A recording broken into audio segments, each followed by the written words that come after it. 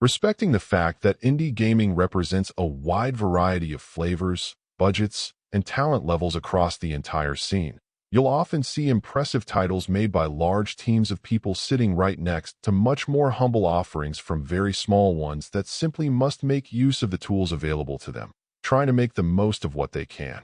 Not surprisingly, once you remove impressive graphics, sound, and quick action from the potential gameplay mix, what you're left with is the story. So to be successful, you need to make the most of what you've got. In many ways, Next of Kin, Fidelity reminds me of its predecessor, given that both serve as somewhat simple top-down adventures, using periodic simple sequences where you'll need to perform some sort of action or solve some puzzles, and contrasting that with emotionally powerful storytelling.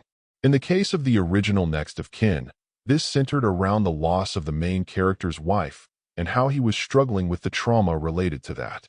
In this case, it's instead a key childhood trauma that is continuing to haunt your character, and you're trying to help him continue to move forward with his life despite that pain. It isn't hard to see at a glance that everything here is very simple, both in terms of its visuals and its overall gameplay, so the experience lives and dies based on what you put into its story and what choices you make.